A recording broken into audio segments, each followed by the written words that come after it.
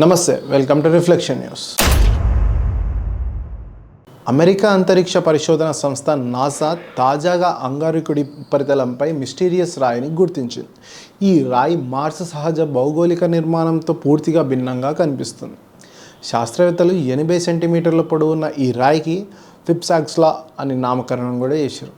ప్రస్తుతానికి ఈ రాయిని ఏలియన్ రాక్గా పేర్కొంటున్నారు. ఈ రాయిని సెప్టెంబర్ 19న గుర్తించారు. నాసా పర్సెవరెన్స్ రోవర్ పంపిన ఈ రాయిని చూసి నాసా శాస్త్రవేత్తలు ఆశ్చర్యం వ్యక్తం చేస్తున్నారు.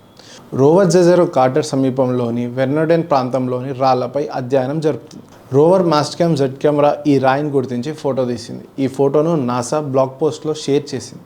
ఫిప్సాక్స్లా మరో సౌర వ్యవస్థకు చెందింది కావచ్చునని పేర్కొన్నారు. ఈ రాయి చిన్న డెస్క్ను పోలి ఉంటుందని పరిశోధకులు పేర్కొంటున్నారు. మరో సిద్ధాంతం ఏంటంటే ఇది ఉల్కాపాతం ఫలితంగా కూడా వచ్చి ఉండవచ్చని పేర్కొంటున్నారు. క్యూరియాసిటీ రోవర్ 2014లో 2 మీటర్ల వెడల్పున్న లెబనాన్ ఉల్కను, 2023లో కాకో ఉల్కను గుర్తించింది.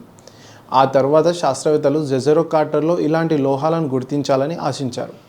ఈ రాక్ను నాసా పరిశోధకుల బృందం గత వారంలో నిశితంగా పరిశీలించింది.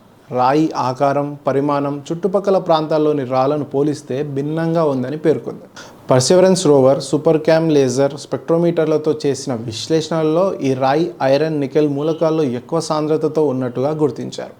అంగారకుడి ఉపరితలంపై ఇలాంటి మూలకాలు చాలా అరుదుగా కనిపిస్తాయి. గ్రహ శకలాల కేంద్ర భాగాల్లో ఏర్పడే ఐరన్, నికెల్ ఉల్కలతో అధికంగా ఉంటాయి.